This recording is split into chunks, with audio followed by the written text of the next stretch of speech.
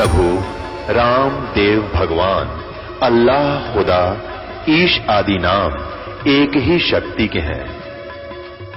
वो कैसा है, कहां है, कैसे मिलता है, किसने देखा है? ये प्रश्नवाचक चिन्ह पूर्ण रूप से हटाने के लिए अवश्य सुनिए जगत गुरु तत्वदर्शी संत रामपाल जी महाराज के अमृत वचन, सर्व पवित्र धर्मों के पवित्र शास्त्रों के आधार पर। ऐसे ये कंठ कमल है, ये कंठ है, इसके बैक में, यहां नहीं, इसके बैक में जहां ये हड्डी बैकबोन थोड़ी सी मुड़ जाती है, इसके अंदर की तरफ वहां एक कमल है।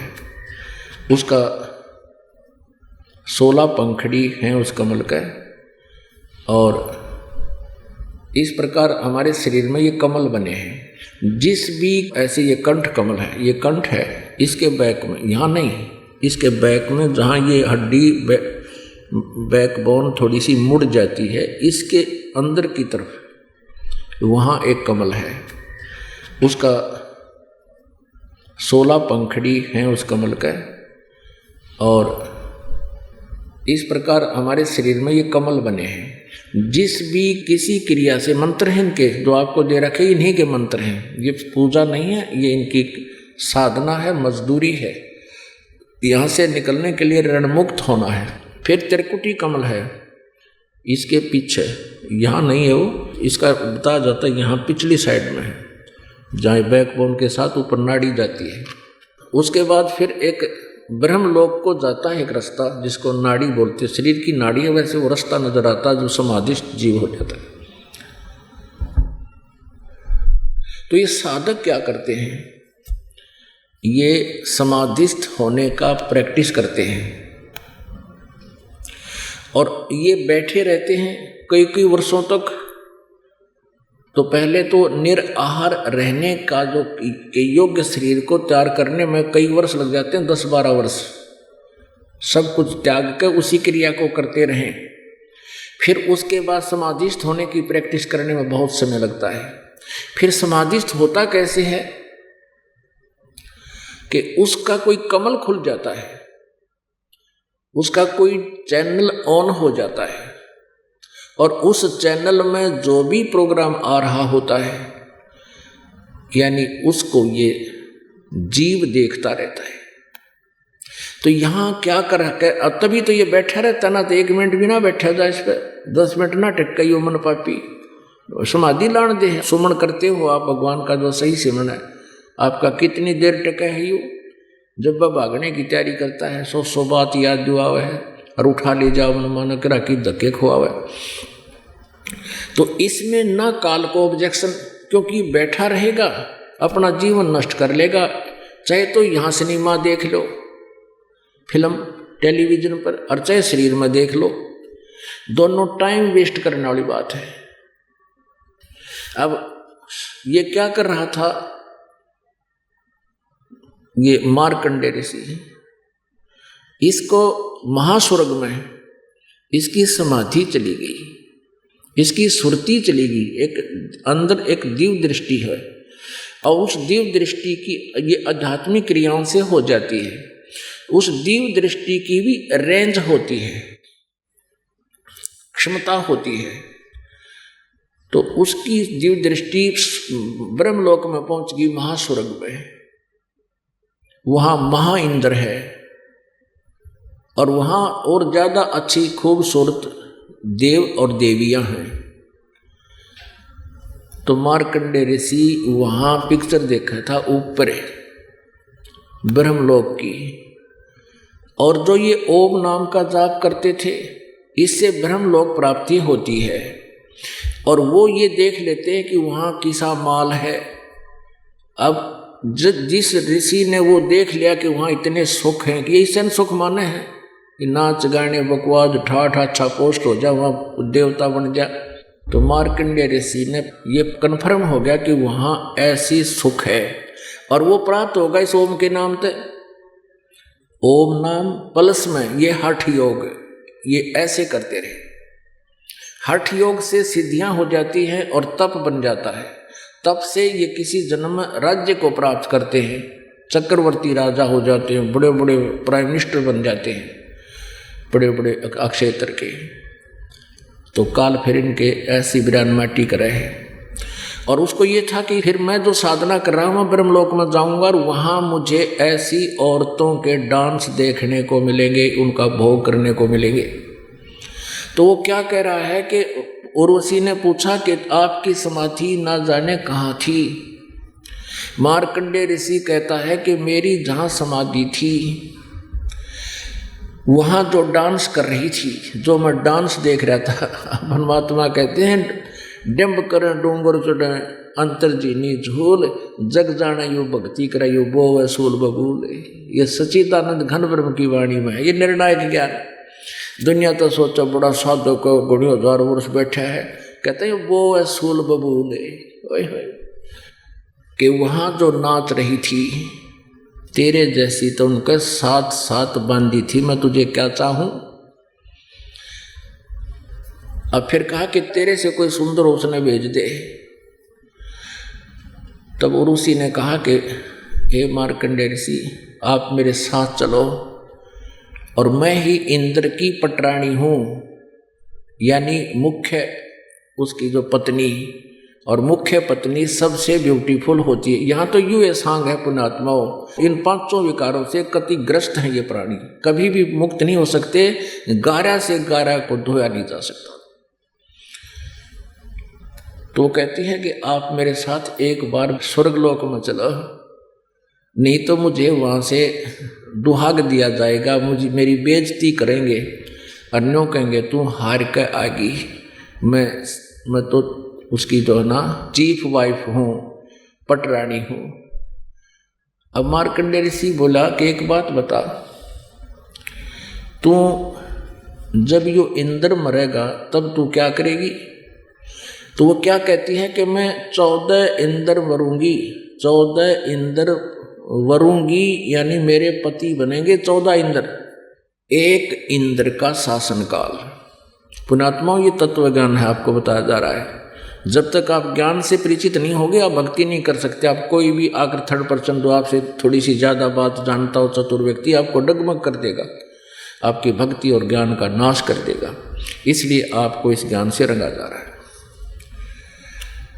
अब क्या है, एक इंद्र की जो पदवी शासनकाल 72 चौकड़ी युग का, 72 चतुर्युग का होता है। एक चतुर्युग में 43,20,000 वर्ष होते हैं। सतयुग, त्रेता, द्वापर, कलयुग ये मिलकर सारा चतुर्युग कहलाता है। तो ऐसे ऐसे 72 चतुर्युग तक ये एक इंद्र अपनी गद्दी का सुख भोगता है, इसे आगे नहीं। उसके बाद इंद्र के पदवी यानी स्वर्ग का राज्य समाप्त होते ही इसको तुरंत गधे की योनि में डाला जाता है। ये इसके लिए यहाँ से स्टार्ट होती है इसकी 84 लाख योनियाँ। और अब वो इंद्र की जो पटरानी थी वो क्या कहती है कि मैं 14 इंद्र वरूंगी, पति बनाऊंगी। यानी उस पुण्यात्मा ने, इंद्र की पटरानी ने, सची ने कितनी तपस्या साधना कर रखी थी वहाँ स्वर्ग के राज्य को भोगने की। वो कहती है कि ये 14 इंद्र मर जाएंगे। ब्रह्मा के एक दिन में 1008 चतुर्युग होते हैं, इनको लंपसम 1000 चतुर्युग बोलते हैं। तो ब्रह्मा के एक दिन में 14 इंद्रों का शासन काल यानी पीरियड समाप्त हो जाता है और इन 3 लोकों में, स्वर्गलोक, पाताल लोक और पृथ्वी लोक पर प्रलय हो जाती है। प्रलय की भी 3 वैरायटियां हैं, समय आने पर बताएंगे, प्रसंग कोई और चल रहा है। अब उस पुण्यात्मा, उस लड़की ने जब वो मानव शरीर में थी, कितने डले ढोलिए, इतना स्वर्ग समय का जो है ना भक्ति साधना पुण्य कर लिए कि 1000 चतुर्युग तक वो वह स्वर्ग में स्त्री युवा बनी रहेगी और उसके साथ साथ जितने भी इंद्र वहाँ गद्दी को प्राप्त करेंगे उसको अपनी पत्नी बनाएंगे और इंद्र मरते रहेंगे। वो कहती है मैं कांस्टेंट रहूंगी। फिर ऐसे बता रही है। तो मार्कंडेय ऋषि ने बोला कि जब इंद्र मरेगा तू क्या करेगी? उर्वशी ने कहा कि मैं 14 इंद्र पति बनाऊंगी, वरूंगी। कंटिन्यू। तो मार्कंडेय ऋषि ने कहा कि वो 14 भी मरेंगे क्योंकि इनकी तो सीमा निर्धारित है। फिर तू क्या करेगी? अब उर्वशी कहती है कि जितने इंद्र मैं भोगूंगी वह तो गधे बनेंगे पृथ्वी लोक पे और मैं गधी बनूंगी फिर बाद में। अब मार्कंडेय ऋषि कहने लगे फिर इसे लोक में मुझे क्यों ले जाती जिसके राजा रानी गधे बने और गधी बने? वो कहती है कि मैं अपनी इज्जत रखने के लिए, आपको अपनी इज्जत बचाने के लिए एक बार वहां ले चलना चाहती हूँ। नो ना कहेंगे मैं आर का आगी पराजित होगी। अब मार्कंडेय ऋषि कहते हैं गधियां का फिर इज्जत क्या? तू आज भी गधी क्योंकि 14 खत्म करेगी और मरने के बाद तू स्वयं कह रही है मैं गधी बनूंगी। फिर गधी भी इज्जत की बाट देखे चाड़ा भाई। अब इतने में इंद्र आ गया। इंद्र ने कहा बंद नवाज हम हार गए, आप जीत गए, आप ये स्वर्ग का राज्य प्राप्त करो। मार्कंडेय ऋषि कहता अरे अरे इंद्र, ये स्वर्ग की गद्दी, इंद्र की गद्दी तो मेरे लिए काग की बींट है, मैं इसको नहीं चाहता किसी सूरत में नहीं। और कहने लगा इंद्र को कि इंद्र तू बात सुन। अब जिस व्यक्ति ने, जिस भी साधक ऋषि ने जैसा ज्ञान है वो अपने मार्ग को, अपनी साधना को सर्वश्रेष्ठ और सबसे उत्तम मान रहा है, इसलिए तो उसको कर रहा है ना, तो करे नहीं। तो मार्कंडेय ऋषि ने कहा कि इंद्र तू मरेगा, बेहतर चतुर्युग के उपरांत और गधे की योनि में जाएगा। तू इस गद्दी ने छोड़ दे और मैं तुझे मंत्र बताता हूं, मुझे गुरु बनाकर तू साधना कर ले, ब्रह्मलोक में चला जाएगा।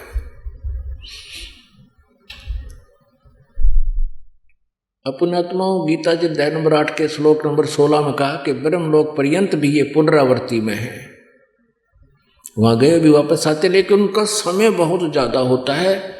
स्वर्ग में गए हुए प्राणी एक महाकल्प तक रह जाते हैं उनकी भक्ति अनुसार। एक महाकल्प कितना है? एक ब्रह्मा की मृत्यु होती है, 36,000 बार उत्पत्ति प्रलय हो जाती है। उसके बाद सभी वहां ब्रह्मलोक में गए हुए प्राणी भी मृत्यु को प्राप्त होते हैं, ब्रह्मलोक का विनाश होता है, उसमें प्रलय होती है, दोबारा फिर वहीं से स्टार्ट होती है। अपने आत्माओं मार्कंडेय ऋषि ने ब्रह्मलोक फाइनल मान रखा था। इंद्र को कहता कि आजा इंद्र, तुझे ब्रह्मलोक ले चलता हूँ, भक्ति बता देता हूँ, ब्रह्मलोक चलना। अब पुण्यात्माओं जैसे इस काल में झूठा सुख कलयुग में गढ़ा दे रखे, और फिर साथ में कितना जोर हो गया गुट्टी शराब का, बीड़ी का, पान का और नरे तम्बाकू खान का, नरे और सुल्फा पीने का। अच्छी ऊंच पोस्ट हो जाती है या अच्छा पैसा हो जाता है, कोई बढ़िया व्यवसाय है किसी का, उसको कोई कहता है कि आजा तुझे नाम दिलाएंगे, बरवाला ले चलते हैं, आप भक्ति कर लो। और फिर उसको नियम बताए जाते, क्योंकि पुण्यात्मा तो होती हैं जो आज उस पोस्ट पर हैं या अच्छे कोई धनी है, पिछले पुण्यकर्मी प्राणी तो हैं ही हैं, और आस्था भगवान में है इनकी, लेकिन इनमें विकार इतने लागे इन पर, या पोस्ट छूटे ना, जैसे कोई IPS है, IAS है, या कोई इंजीनियर है, डॉक्टर है, अच्छी पोस्ट है उसकी, या कोई MLA मंत्री, मुख्यमंत्री, प्रधानमंत्री बना हुआ है। अब उनको कोई समझाने की चेष्टा करे, हैं तो ये पुण्यकर्मी प्राणी, क्योंकि पिछले पुण्य से इनको राज्य प्राप्त है, तो ये क्या कहेंगे? जैसे इंद्र ने कहा, क्या कहा? मार्कंडेय ऋषि ने जब कहा कि आओ ले चलें, तुझे ब्रह्मलोक का रास्ता बताता हूं, अब इंद्र के कहे न्यो कह महाराज जी फिर देखूंगा, इब तो मैंने जी सा लेने दो। अब मार्कंडेय ऋषि कह रहे बोले आदमी, तो ये पता कि इस राज को, इस गद्दी पर तू बैठा है, उसको उनको पता है इस बात का कि तू गधे की योनि में जाएगा डायरेक्ट। लेकिन वो नशा गणा हो रहा है इसके बांग का, वो सुख ना छूटता, रजोगुण का प्रभाव ज्यादा होता इंद्र की पोस्ट पर।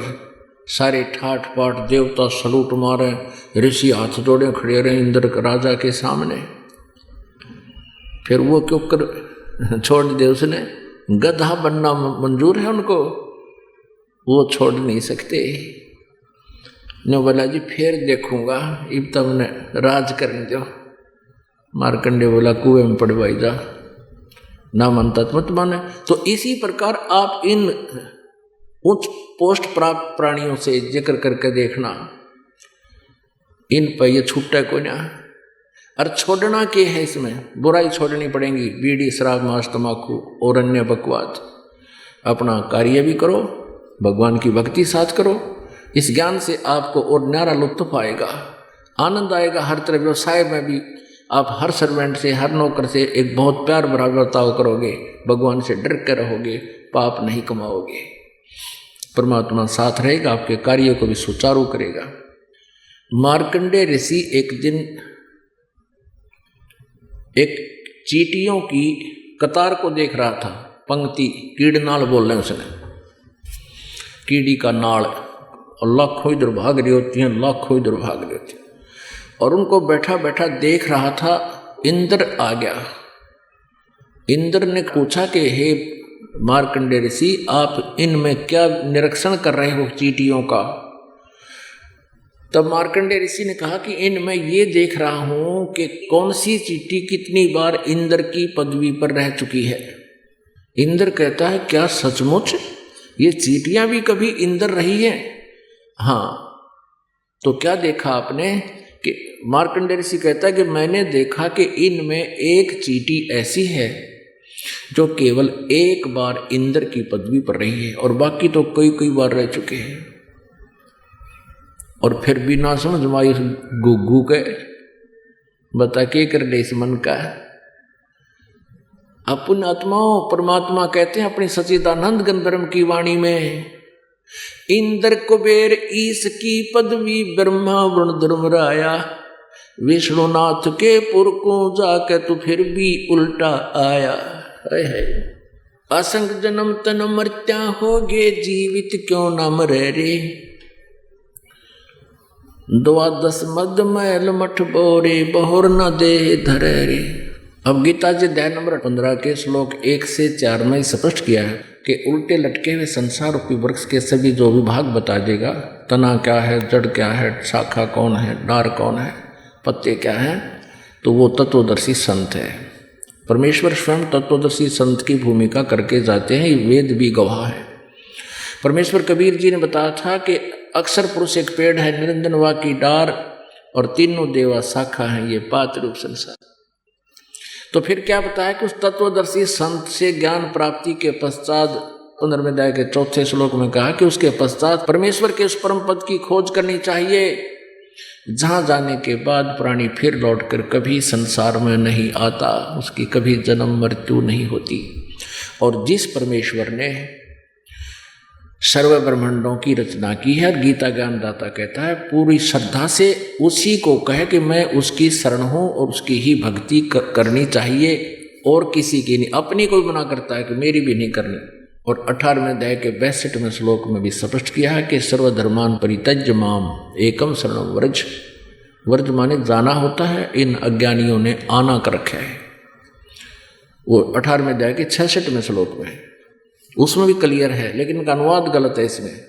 और 18वें अध्याय के 62वें श्लोक में कहा कि अर्जुन तू सर्वभाव से उस परमेश्वर की शरण में जा, उसकी कृपा से तो परम शांति और सनातन परम धाम को प्राप्त होगा। सनातन परम धाम जो कभी विनाश में नहीं आता, और वो अविनाशी परमात्मा 15वें अध्याय के 17वें श्लोक में कहा है कि उत्तम पुरुषत्व ने जो 16वें में 2 पुरुष बताए, सरपुरुष और अक्षर पुरुष। सरपुरुष ये ब्रह्म है, अक्षर पुरुष ये परब्रह्म है। सरपुरुष के 21 ब्रह्मांड है, अक्षर पुरुष के 7 संघ ब्रह्मांड है। और उत्तम पुरुष तो अन्य परमात्मा इति उदाहरते 17वें श्लोक में कहा है, वो परम अक्षर ब्रह्म है, सब ब्रह्मांडों का मालिक है, सबका रचनहार है ब्रह्म, और परब्रह्म के भी ऊपर वो उनका मालिक है। वो वास्तव परमात्मा है, वो अविनाशी, और वही तीनों लोकों में प्रवेश करके सबका धारण पोषण करता है, वो अविनाशी परमात्मा है। तो यहाँ क्या बताते हैं कि दोजक भिष्ट सभी ते देखे राजपाट के रसिया, 3 लोक से तरपत नाही ये मन भोगी खसिया। सतगुरु मिले तो इच्छा मेटे पद मिल पदे समाना, चल हंसा उस लोक पठाऊं जो आदि अमर अस्थान। अब क्या बताते हैं कि संत मिले, सतगुरु मिले, सच्चे संत मिले तो इस जीव की यहां से इच्छा हटावे। ब्रह्मलोक तक का आपको पता लग गया क्या दुर्गति होती है। वहां भी ये डांस बकवाद, अपना जीवन नष्ट, अपने पुण्य को नष्ट करना, ये वहां एक विशेष प्रबंध है काल का। क्या बताते हैं कि सतगुरु मिले तो इच्छा मेटे पद मिल पदे समाना, चल हंसा उस लोक पठाऊं जो आज अमर स्थान है, जो सनातन परम धाम है, वहां ले चलो।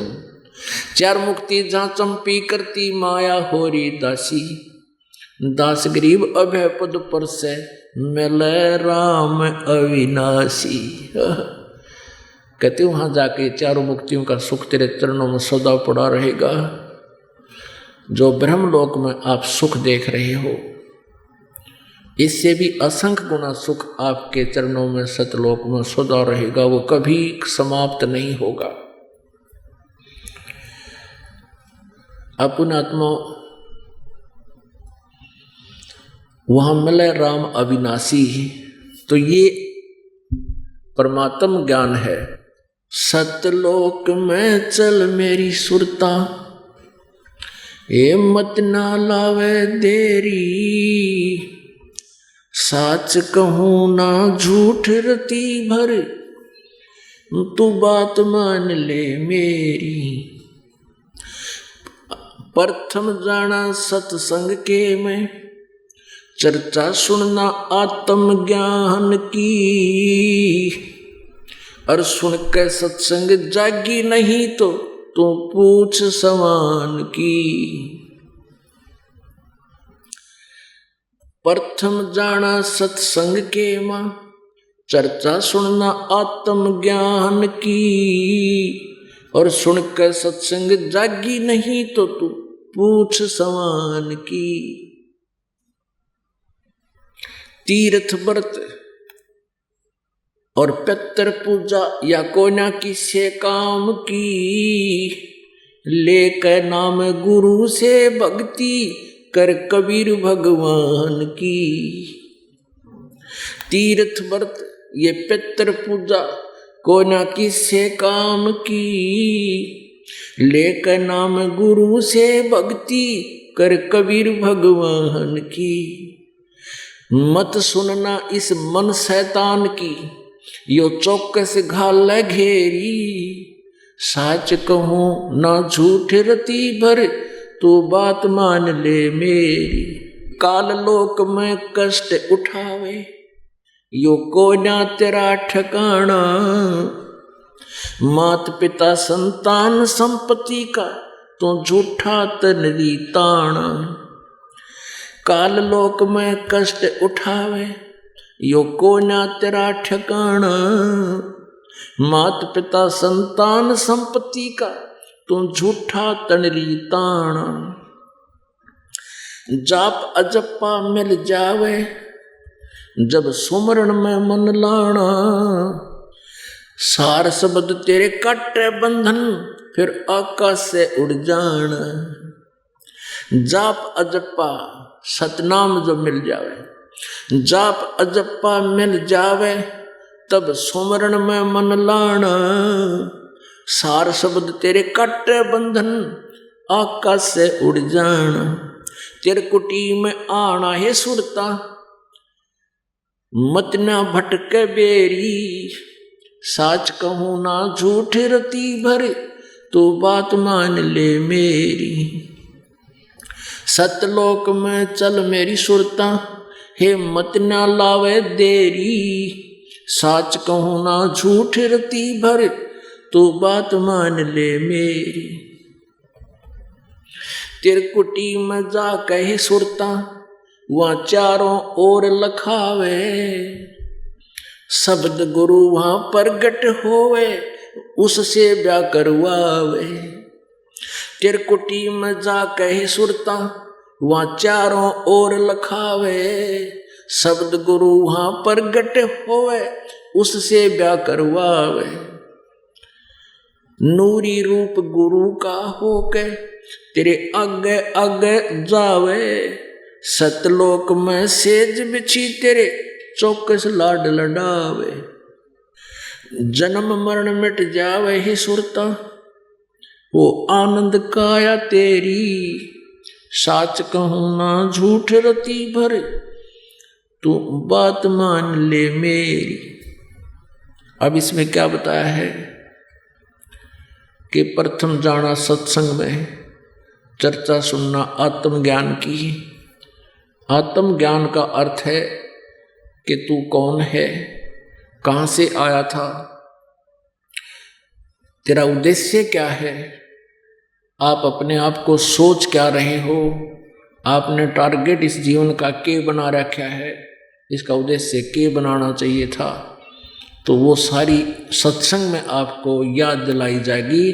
वहाँ चर्चा सुनना आत्मज्ञान की। और सुन के सत्संग फिर भी तेरे तरफ नहीं बनी तो तू पूछ सवान की। जैसे कहते हैं कुत्ते की दूम जो होती है वो मुड़ी होती है। एक व्यक्ति ने 12 वर्ष तक कुत्ते की दूम को एक नली में बांस को थोथा करके उसमें फिट कर दी और बांध दी। 12 वर्ष में खोल ली तो फिर भी टेढ़ी पाई। तो कहते हैं इतना सत्संग सुनकर भी तेरे अंदर तरफ नहीं बनती, यहाँ से हृदय नहीं हटना चाहता, तो फिर तू भक्ति योग्य नहीं है, तो उस सवान की दूम है, उस कुत्ते की पूंछ है। तो फिर बताते हैं तीर्थ परती ये पितर पूजा, ना ही किससे काम की, और लेकर नाम गुरु से भक्ति करो, कबीर भगवान की, उस पूर्ण परमात्मा की भक्ति करो। इस काल कष्ट में कहते मत सुनना इस मन शैतान की, यो चौकस गाल है गेरी। यो मन काल का दूत है, ना जाने जब आप इस मार्ग पर लगोगे ना जाने कितनी आपके अंदर ऑब्जेक्शन पैदा कर देगा, शंकाएं पैदा कर देगा ढेर सारी। और पहले जो साधना कर रहे थे गुग्गू की तरह के नीचे बैठे थे हम, कोई शंकाएं नहीं थी। फिर परमात्मा कहते हैं यानी उस मन की नहीं सुनना, आपने अपने गुरुदेव की बात पर विश्वास रखना जो इस मार्ग में सफल होना था। एक समय एक राजा था, काशी नरेश वीर देव सिंह बघेल। वो राजा लोग वही बनते हैं जैसा आपको बताया था, ये पुण्यकर्मी प्राणी होते हैं और इनमें भगवान की चाह बराबर रहती है। और ये साधु संत मंदिर आदि में गुरुद्वारों में ये जाते ही रहते हैं, इनके बस की बात नहीं। और धार्मिक अनुष्ठान भी अपने गुरुओं के माध्यम से करवाते हैं। तो ये गुरु कैसे थे, एक बार राजा वीर सिंह जी ने, काशी नरेश ने प्रतिवर्ष की तरह अपना एक धार्मिक अनुष्ठान करवा रखा था। उनके महल से अपने रेजिडेंस उस बाग में था, उस बाग के एक कोने में अलग से एक सत्संग स्थल बना रखा था। वहाँ पर वो प्रतिवर्ष महीने में या 6 महीने में जैसा भी वो अपने अनुष्ठान कराता रहता था। तो क्या करते थे, ये नकली संत जाते थे, उनको खाने पीने की सारी सुविधा को उपलब्ध करवा देता था राजा, और चलते समय उन्हें 5-5 सोने की मोहरें दे देता था। वो उस लालच में वहाँ गणेश ले जाया करते सभी पंथों के। एक बार ऐसा ही अनुष्ठान हो रहा था, कबीर परमेश्वर जी भी पहुँच गए। अन्य संत थे वो कोई लाल कपड़े पहन रहा, कोई दाढ़ी मूछ मुंडा रहा, या कति बड़ी बड़ी दाढ़ी अलग से सिंगर के बैठा, कंठी माला घनी पैर के। परमात्मा अपने सिंपल वाणी में जैसा भी वो उत्तर प्रदेश का, उसमें धोती कुर्ता टोपी हुआ करती थी, इसमें और दाढ़ी बड़ी हुई, जाके उन्हीं में बैठ गए। सत्संग हो रहा था। उनमें से किसी ने बताया कि ये कबीर जो है ये भी सत्संग करता है। तो उन्होंने कहा, संतों ने जो बैठे थे, एक मंच पर श्रोता अलग थे और एक स्टेज पर वक्ता बैठे थे संत। परमात्मा नीचे बैठे थे श्रोताओं में। अब किसी ने कहा कि ये कबीर भी सुना है, बहुत अच्छा सत्संग करता है। तो उनका जो हेड था, राजा का जो निजी संत था, गुरु था, उसने कहा, आओ भगत जी आप भी सुना दो खड़े होकर वहीं पर, क्योंकि वहाँ भेदभाव बहुत होता है। संत तो जो गद्दी पर बैठे वो तो बड़े अपने आप को सुपीरियर समझते हैं, और परमात्मा एक सिंपल वेशभूषा में थे। उन्होंने उनको एक भक्त जानकर कहा कि आप कुछ सुना दो। परमात्मा ने कहा कि आपने सब कुछ सुना ही दिया, अब मैं क्या सुनाऊं, अब सूर्य को दीपक क्या दिखाऊं। फिर भी कहने लगे, नहीं नहीं कुछ तो सुनाओ, कुछ तो सुनाओ। सुना आप बहुत कुछ सुनाते हो, बहुत सत्संग करते हो। परमात्मा बोले, तुम मेरे सत्संग को सुन नहीं सकोगे। कि नहीं नहीं ऐसी कोई बात नहीं, आप सुनाओ सुनाओ। अब वो तो महिमा गाँव थे विष्णु जी की, सर्वेश्वर महेश्वर सर्वशक्तिमान परमेश्वर है, ये है। अब परमात्मा ने कहा कि मेरे एक प्रश्न का उत्तर दे दो, कौन ब्रह्मा का पिता है, कौन विष्णु की माँ, शंकर का दादा कौन है, हमको देव बताए। अब सारे कूद कपड़े, ये क्या बात कही, इनका कोई माता पिता नहीं, सर्वेश्वर है महेश्वर है सर्वज्ञ है, ये तो अजन्मा है, सारी सृष्टि के पालनहार है। परमात्मा ने उनकी सारी जो है ना शंकाओं का समाधान किया, बताया कि देवी भागवत 3 स्कंद में ऐसे ऐसे लिखा है। विष्णु जी स्वयं स्वीकार करते हैं, ये देखिएगा कि हमारा तो जन्म और मृत्यु होता है, हम अविनाशी नहीं है। ये देखिएगा श्रीमद् देवी भागवत, गीता प्रेस गोरखपुर से प्रकाशित, संपादक हनुमान प्रसाद पोदार चिमनलाल गोस्वामी।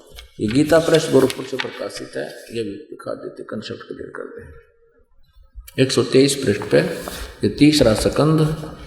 और यहाँ विष्णु भगवान अपनी माता दुर्गा की प्रशंसा कर रहे हैं, महिमा कर रहे हैं, स्तुति। तुम शुद्ध स्वरूपा हो, ये सारा संसार तुम्हें से उद्भासित हो रहा है। मैं ब्रह्मा और शंकर, विष्णु ब्रह्मा और शंकर, हम सभी तुम्हारी कृपा से विद्यमान है। हमारा आविर्भाव माने जन्म, तिरोभाव माने मृत्यु हुआ करता है। केवल तुम ही नित्य हो, जगत जननी हो, प्रकृति और सनातनी देवी हो। अब भगवान शंकर बोले, देवी यदि महाभाग विष्णु तुम्हीं से प्रकट हुए हैं तो उनके बाद उत्पन्न होने वाले ब्रह्मा भी आपके ही बालक हुए। फिर मैं तमोगुणी लीला करने वाला शंकर क्या तुम्हारी संतान नहीं हुआ, अर्थात मुझे भी उत्पन्न करने वाली तुम ही हो। शिवे संपूर्ण संसार की सृष्टि करने में तुम बड़ी चतुर हो। इस संसार की सृष्टि सतीथि और संहार में तुम्हारे गुण सदा समर्थ हैं। उन्हीं तीनों गुणों से उत्पन्न हम ब्रह्मा विष्णु एवं शंकर नियमानुसार कार्य में तत्पर रहते हैं। परमेश्वर ने कहा कि तुम झूठ बोल रहे हो, ब्रह्मा विष्णु महेश अजरो अमर नहीं है, इनका नाश होता है, जन्म मृत्यु होते इनके माता पिता है। ये ब्रह्म काल रूपी ब्रह्म ये इनका पिता है और दुर्गा इनकी माता है। और भी काफी बताए मालिक ने प्रमाण दिए, पर वो चंगरिए जो सामने श्रोता बैठे उनकी बेइज्जती होगी। इनको भगवान नहीं चाहिए, इन्हें तो अपनी मान बढ़ाई चाहिए। इन श्रोता भाड़ में जाओ, इनकी इज्जत बनी रहे, इनकी रोजी रोटी बनी रहे।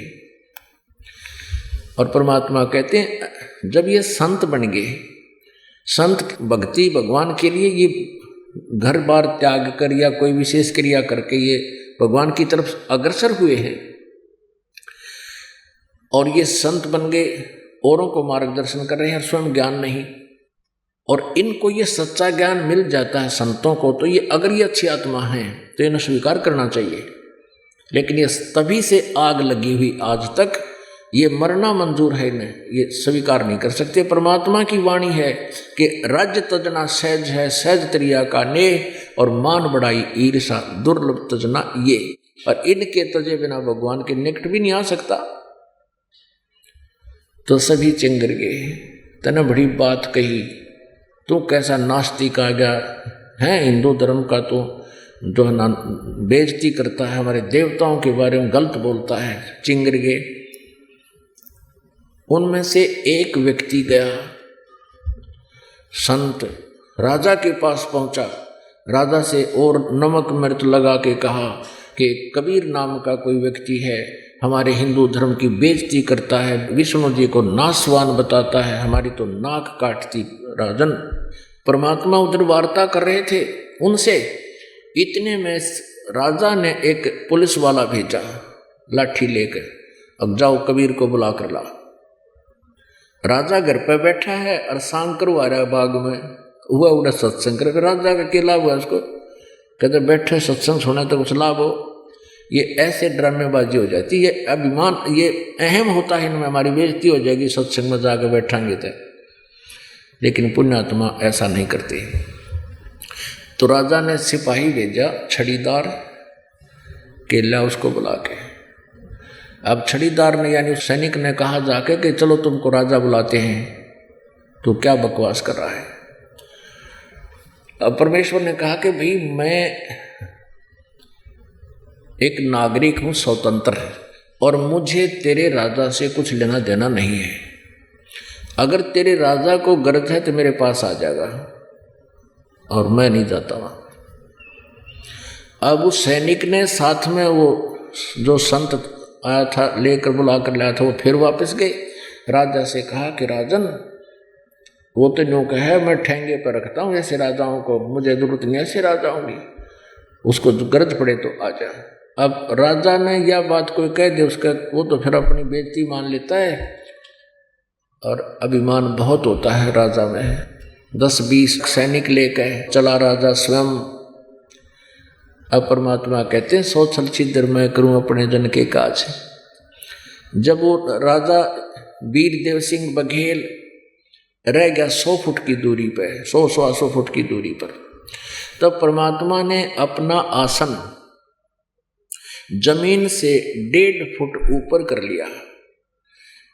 हवा में 1.5 फुट ऊपर हवा में बैठे, नीचे कुछ नहीं, जमीन से 1.5 फुट ऊपर उठ गए। केवल राजा को दृष्टिगोचर हो रहे हैं, अन्य को नहीं। अब कितना अंडी पाक रहा हो भगवान के सामने, फिर के ब्यों इन राजाओं का। 1 मिनट में इनकी मुर्गी बना दे संत जो चाहत है। तो वो डर गया, उसने देखा ये तो वह परम संत है, जमीन से ऊपर नीचे कुछ भी नहीं।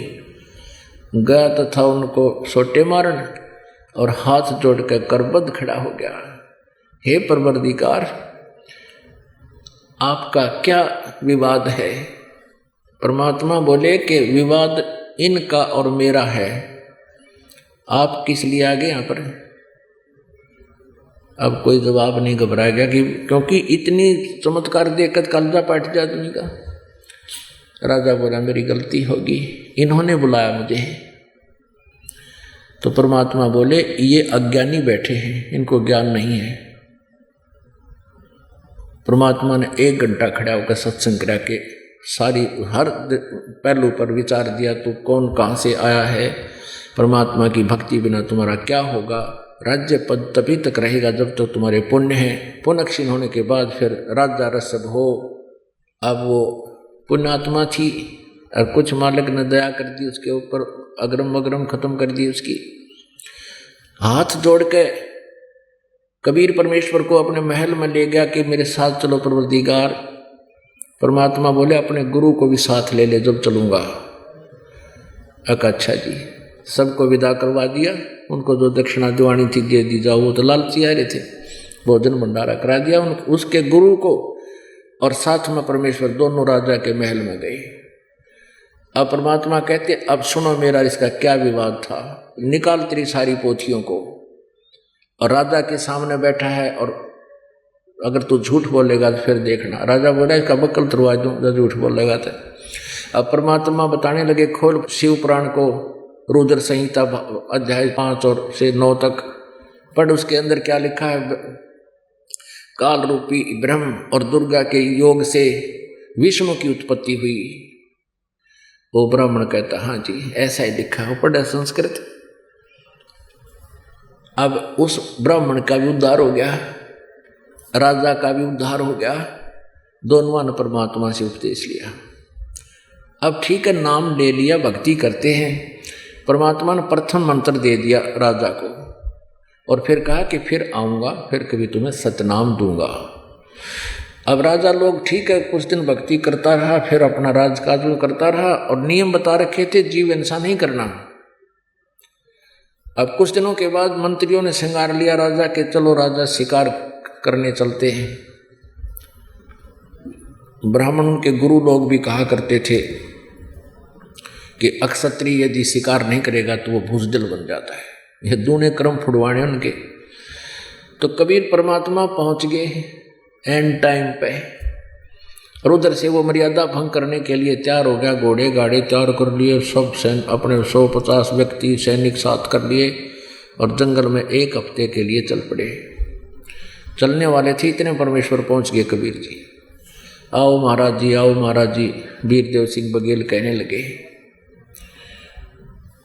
परमात्मा ने बोले कहाँ जाने की तैयारी है? कि जी हम शिकार खेलने जा रहे हैं, आप भी चलो हमारे साथ। परमात्मा बोले भाई मैं नहीं चलता।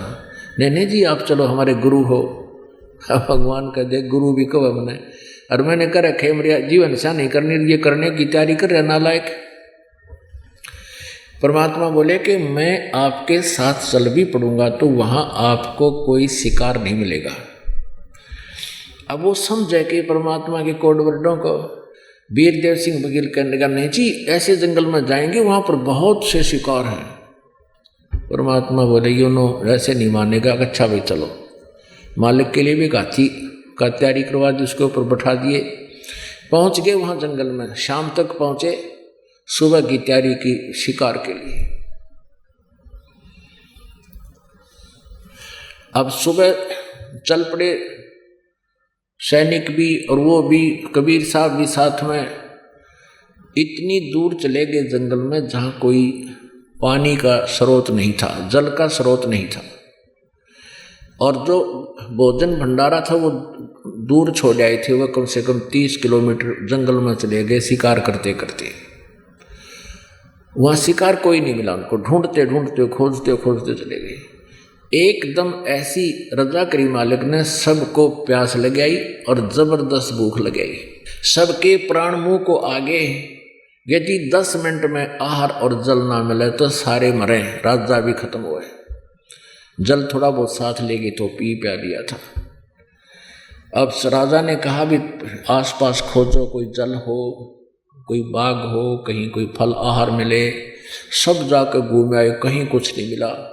2-2, 3-3, 4-4 किलोमीटर तक घोड़े पर भी जाकर आ गए।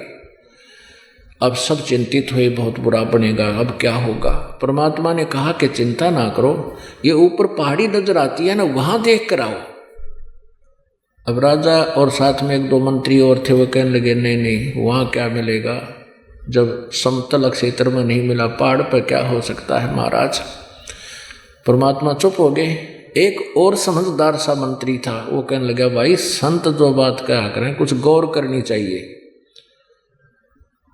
तो उसको उनके कहीं पाछे कर 2-3 जने गए उस पहाड़ पर, घूमते घूमते ऊपर जाके क्या देखा, इतना सुंदर जल, बिल्कुल अमृत भरा पड़ा एक सरोवर, मतलब छोटा सा तालाब तलैया, और उसके चारों तरफ बाग, सुंदर ये सेब संतरे आम, बहुत सुंदर लदपद हो रहा।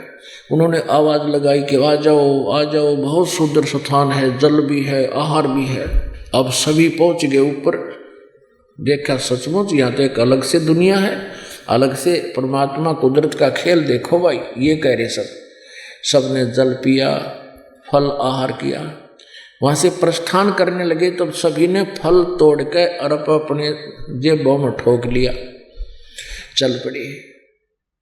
अब घोड़े पर बैठा रखे थे, हाथी तो पीछे छोड़ रखा था। अब घोड़े पर बैठा लिया कबीर परमेश्वर जी को और राजा भी उसी पर बैठ लिया। अब राजा ने घोड़े को तो थोड़ा सा चल पड़ा ना काफिला वहां से बाग से। राजा ने देखा, हे भगवान तेरी कैसी कुदरत, ऐसे पहाड़ के ऊपर और जल कहाँ से आया, ये बाग कैसे यहाँ लगा। अब पीछे मुड़कर घोड़ा मोड़ कर देखा, वहां तो धूल उड़ है, कुछ भी कोई नहीं, नरे पत्थर पड़े। अब राजा की आंख फट गई कि हे भगवान, हे गुरुदेव, वो कहाँ गया बाग। परमात्मा बोले, बेटा जहां से आया था वहां गया, ये हमारे सतलोक से आया था। अब इसने सौंपना नहीं कह सकते, क्यों गोज भरी फलों की सबकी थैला में रखा राजा ने भी। अब वापस आ गए, कोई शिकार नहीं मिला। अगले दिन भी परमात्मा ने कहा, घर चलो, इन बकवादों से कुछ नहीं हासिल होगा। पैर पकड़ लिए और राजा बोला, जी आज के बाद कति जीव हिंसा नहीं करूंगा। प्रभु कहने लगे, मैं इसलिए आया था ना, तुम सारे मरो, यहाँ पर तुम्हारा अंत था, तेरी एक्सटेंशन की है मैंने। और पक्की जचगी सब कहकर 20 किलोमीटर थे, कुछ भी नहीं था, सारे मरा हूँ। कति 10 मिनट में जल और आहार ना मिलता था। घर आकर उसने अपनी रानी से सारा करिश्मा बताया कि परमात्मा आए हैं, ऐसी रक्षा कर दी, हम सारे मरने थे। इससे प्रभावित होकर रानी ना मान्या करती, रानी ने भी नाम ले लिया, यानी पूरे परिवार में। अब परमात्मा ने कहा कि अब तू भक्ति कर, तुझे सतनाम दे दिया है, बकवाद छोड़ दिए भी। बोला ठीक है। फिर कहा कि तुझे कुछ दिन में सारनाम दूंगा। अब कुछ वर्षों के बाद राजा ने कहा कि प्रभु आपका दास इस योग्य हो गया हो, सारनाम के दया करियो। परमात्मा ने कहा ठीक है भाई, आज तेरे को सारनाम दूंगा, लेकिन मेरी कंडीशन है। क्या है कि एक चंद्र प्रभा नाम की एक बेटी है हमारी, नाम ले रखा उसने, हमारी उपदेशी शिष्या है, तुम्हारी गुरु बहन है। वो ब्राह्मण की लड़की है, विधवा हो चुकी है, उसके एक बेटी है। उसको वो भी जानता था, राजा भी जानता था उस बहन को कि अच्छा जी वो, हाँ, उसके पास एक धोती है, धोती साड़ी जिसको बोलते हैं, और मुझे चाहिए, आपको उपदेश दूंगा ना सारनाम, तो मुझे एक सफेद कपड़ा चाहिए, सूचा स्वच्छ। और उस लड़की ने अपने ही आंगन में बाड़ी बीज के, कपास का पौधा बीज के, कई पौधे, और उसमें से जो कपास चुग के उसको लोड के उसकी धागा यानी काट के उसकी उसने अपने हाथों से एक धोती बना रखी। और वो धोती तू लाकर दे, बाजार से नहीं चलेगा कपड़ा, वो स्वच्छ कपड़ा है, और ये सारनाम देना है। ये तो एक लीला थी मालिक की, वैसे सारनाम में इसकी आवश्यकता नहीं थी। उनका भ्रम तोड़ना था, क्योंकि हम रीस तो कर लेते हैं, सारनाम मिला, मिल भी जाओ तो फिर वो खरे नहीं रहे तो वो फिर खत्म हो जाता है। इसलिए परमात्मा पहले पूरे तैयार करते हैं। और ठीक है, राजा ने कहा जो आप किया गया प्रभु। राजा ने अपने 2-3 नौकर भेजे सैनिक कि जाकर उस बहन से कहो कि राजा आ रहा है। परमात्मा ने कहा तुम स्वयं जाकर लाना। अच्छा। अब उस लड़की ने सोचा राजा का मेरे घर पाने का कौन सा तात्पर्य, क्या उद्देश्य है। राजा लोग खैर में तो आते नहीं, कोई उपद्रव जरूर करेगा मेरे साथ में, जानगी बात। फिर भी हिम्मत सी करके आना ही था उसने, तो उसके लिए एक अलग से बढ़िया कपड़ा बिछा करके आसन लगाया और दूध गर्म कर लिया। राजा जब पहुंचा उसको बैठने को प्रार्थना की, राजा बैठ गया। तब उस राजा ने कहा बहन मैं आज आपके पास एक विशेष वस्तु मांगन आया हूं, बहन तू नाटिए मत ना। वो कहने लगी आप राजा हो, हम आपकी प्रजा है, आपका सब वस्तुओं पर अधिकार होता है राजा का, तो आज्ञा करो। राजा बोला आज्ञा नहीं, मैं प्रार्थना करता हूँ। मैंने उपदेश लेना सार नाम, और गुरुजी ने एक कंडीशन रख दी है, उसमें कुछ सफेद कपड़ा चाहिए, स्वच्छ। आपके पास गुरुदेव ने एक धोती बताई है, वो धोती जो तूने, तो लड़की ने कहा कि धोती तो मेरे पास बहुत है, दे दूंगी। नहीं, वो धोती दे मुझे जो आपने गंगा जल से लाकर के कपास के पौधों को सींचा है, और फिर उसमें जो कपास उगी है उसको लोड कर काट के और उसका कपड़ा से धोती बनाई है, वह धोती मंगवाई है गुरुदेव ने। इसकी जो कीमत तू मांगेगी बहन मैं दे दूंगा। तो लड़की कहने लगी किसी कीमत पर भी इस धोती को मैं नहीं दे सकती, क्योंकि मैंने इसको अपने भगवान जगन्नाथ के लिए तैयार किया है। जगन्नाथ का मंदिर है उड़ीसा में, और वहाँ भगवान की मूर्ति पर चढ़ा कर आऊँगी इस धोती ने। इसमें एक एक तार मेरा भगवान के प्यार का जुड़ा हुआ है, ये मैं तुझे राजा किसी कीमत पर नहीं दे सकती, मुझे मजबूर ना करना। राजा ने कहा बहन सोच ले, मेरे जीवन का सौदा है, मुझे सारनाम नहीं मिला तो मेरा जीवन व्यर्थ हो जाएगा। तू 5 गांव ले ले मेरे तय, जो मुंह मांगे तुझे धन दे दूंगा, तो मुझे धोती दे दे। वो लड़की कहने लगी मैं इस धोती को आपको नहीं दे सकती, तेरे राज को त्याग सकती हूँ, फांसी दे मैं फांसी पर चढ़ सकती हूँ, जबरदस्ती छीन सकता है, मैं अपने भगवान की धोती नहीं दे सकती।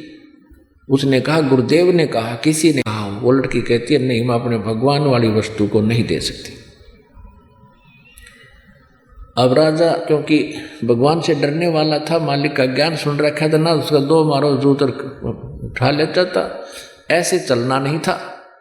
तो वो जान गया अक भाई मेरे कर्म माड़े हैं, जब लड़की के जद पकड़गी, कर्महीन हूँ मैं, ये सारनाम नहीं मिला तो मेरा जीवन व्यर्थ रहेगा। राजा वापस आ गया। राजा का चेहरा देखकर प्रभु ने कहा क्या रहा राजन? कबीर साहब ने कहा कि भगवान मेरा दुर्भाग्य है, मैं कर्महीन इंसान हूँ, आज मेरे शुभ मार्ग में बाधा बन गई, उस बहन ने धोती दी नहीं। परमेश्वर ने कहा भी क्या कहा? कि वो कहती है कि मैंने अपने भगवान जगन्नाथ के लिए इसकी तैयारी की है और मैं उसको ही चढ़ाऊंगी, जगन्नाथ के मंदिर में जाऊंगी, नंगे पैर जाऊंगी और भगवान का चढ़ा आऊंगी, मैं नहीं दे सकती। मैंने सारे प्रयत्न कर लिए, उसको सब लालच भी दे दिया, हाथ भी जोड़ दिए, पर वह बहन मानी नहीं। गुरुदेव मेरा दुर्भाग्य है। परमात्मा बोले भी चलो मैं अपनी कंडीशन लूज करता हूँ, अपनी शर्त को मैं ढीला करता हूँ, तो ऐसे कर, ये बहन जगन्नाथ में जो तेरी गुरु बहन है, जगन्नाथ के मंदिर में या धोती चढ़ा कर आवेगी, अर्पण करेगी, तू उसकी मदद कर दे, रास्ते में उसको कोई बाधा ना करे और उस धोती को वे ठीक ठाक चढ़ा कर वापस आ जाएगी, इसको कोई दुख ना होया तो मैं तुझे सार नाम दे दूंगा, फिर मैंने कपड़े की जरूरत को जा। राजा ने राहत की सांस ली, एक नई किरण दिखाई दी प्रकाश की, ने बोला जो आज्ञा महाराज। उसी समय राजा ने 2-3 नौकर समझदार से भेजे और बहन से कहो कब जाएगी वो पूछो उससे और उसकी मदद करो, उसको उसके लिए एक रथ जोड़ दे जाओ, बैठा कर ले जाना, खाने पीने की व्यवस्था करना, बहन को कोई दुख ना हो। अब राजा की आज्ञा लेकर के सिपाही पहुंचे कि बहन, राजा ने कहा कि आप कब जाओगी जगन्नाथ के ये धोती अर्पण करने? राजा ने हमारी सेवा लगाई है 4-5 सैनिकों की, हम आपके साथ चलेंगे, आपको कोई रास्ते में दुख ही ना कर दे। आपके लिए राजा ने रथ तैयार करवा दिया है। वह बहन कहने लगी मैं, उसने तो ये सोचा था कि राजा घर पर जाकर सोचा करे और फिर मेरे साथ कोई उपद्रव पैदा करेगा। वह डर रही थी, सैनिक वापस आए तो घबरा रही थी कि हो गया काम गड़बड़, होने दो जो होगा, ये सोच लिया था। भगवान के लिए देश निकाला भी अच्छा। अपनात्माओं ये देखना है आपने, इसका निष्कर्ष क्या निकलेगा इस स्टोरी का? ये केवल कथाएं नहीं है, ये हमारे लिए बहुत काम की वस्तु है। अब जब ये बात सुनी उस बहन ने, वह गदगद होगी, शुक्र मनाया जगन्नाथ भगवान का। हे जगन्नाथ भगवान, आपने मेरी इज्जत रख दी, राजा का मन बदल दिया। उन्होंने पता कौन सा जगन्नाथ बदलने लग रहा है इसके मन को, इतनी बुद्धि कमजोर थी मारी। और कहा, सारी बात सुनकर कहने लगी, भाई ना तो मैं रथ में बैठूं, मैं तो पैदल जाऊंगी, राजा का शुक्रिया है, अगर तुम मेरे साथ चलो तो मुझे कोई इतराज नहीं। ऐसा ही हुआ। लड़की चली गई, सैनिक साथ चल पड़े रथ लेकर, खाने पीने की व्यवस्था उसमें अपनी ले ली, वो लड़की पैदल गई वहां तक।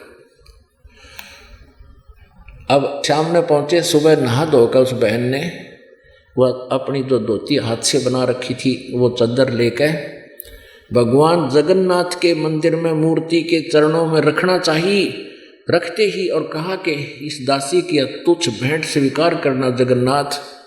वो धोती वहाँ से उठी और उस जगन्नाथ के मंदिर के प्रांगण में जाकर पड़ी और आकाशवाणी हुई कि नालायक, जगन्नाथ तो काशी में बैठा है, वो कबीर परमात्मा इज जगन्नाथ, तो किस धक्के खाना गई। कलेजा फट गया उस लड़की का, रोआ बुरी तरह। ओए होए, वो भगवान स्वयं है कबीर जी। वो वहीं से रोने लगी थी, आंखों में इतने आंसू बह गए कि सारे कपड़े भीज गए उस बेटी के, कि मैं कितनी नीच हूँ, भगवान कहाँ मैं खोजन की तागी। परमात्मा कहते हैं, गुरु मानुष कर जानते ते नर कहिए अंध, महादुखी संसार में अग गई उनके फंद। आकाशवाणी ने कहा कि जगन्नाथ वहां बैठा, जिसने धोती वहां मंगवाई थी, तो वहां नहीं पहुंचा सकी, यहां धक्के खाने आ गई, ले जा इसको उठाकर। अब ये आकाशवाणी सुनी उन सैनिकों ने भी, वापस आगे रोती हुई। अब वो लड़की रो रही थी। 10-12 दिन के बाद फिर वो वापस पहुंचे। उस दिन भी परमात्मा, क्योंकि लीला थी उनकी, पता था उनको, तो कबीर जी ने वीर देव सिंह बघेल के घर पर विराजमान थे, पता था कि आने वाली है वो सारा सांग वापस आओगा, वह खाया ही धक्के नालायक है। अब पहले पता किया कि कबीर साहब के घर पे गए, पता लगा कि राजा के यहाँ पहुंचे हैं, फिर राजा के घर पहुंचे, वो लड़की भी और वो सैनिक भी। लड़की रो रही, उसको उससे बोला नहीं जा रहा, चरणों में गिर गई भगवान कबीर साहब के, और ऐसे रो रही है कि उस पर आवाज निकल रही, गला कति रुंध गया उसका, ना कुछ बता पा रही है। अब राजा ने सोचा भाई के बिजली गिर गई इस लड़की पे, और गुरुजी ने कहा था इसको कोई दुख ना होना चाहिए, और क्या आपत्ति आ गई, और ये रो रही है, अब मुझे नाम मिला नहीं, क्योंकि भगवान ने कहा था इसको कष्ट नहीं होना चाहिए। सैनिकों को बुला कहा, अरे निकम्मो क्या हो गया इसको, तुमने मेरा नाश कर दिया।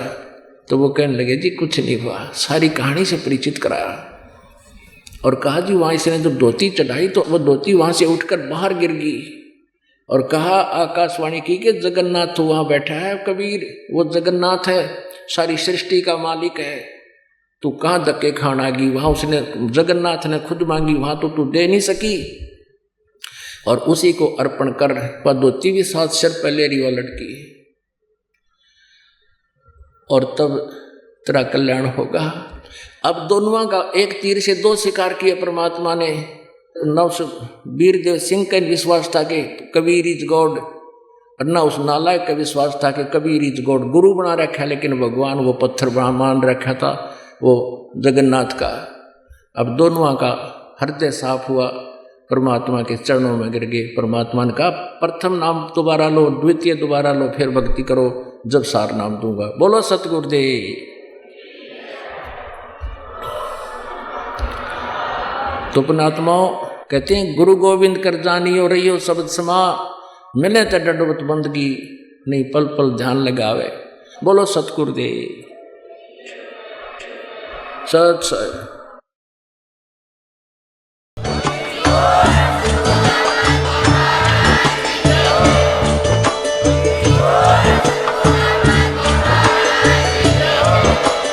आप सुन रहे थे जगत गुरु तत्वदर्शी संत रामपाल जी महाराज जी के मंगल प्रवचन। अधिक जानकारी के लिए विजिट कीजिए हमारी वेबसाइट www.jagatgururampalji.org। संत रामपाल जी महाराज जी के शुभ आशीर्वाद से पूरे विश्व भर में 500 से भी ज्यादा नाम दीक्षा केंद्र हैं, जिन पर संत रामपाल जी महाराज जी द्वारा ऑनलाइन निःशुल्क नाम दीक्षा दी जा रही है। अपने नजदीकी नाम दीक्षा केंद्र का पता करने के लिए संपर्क करें 8222880541।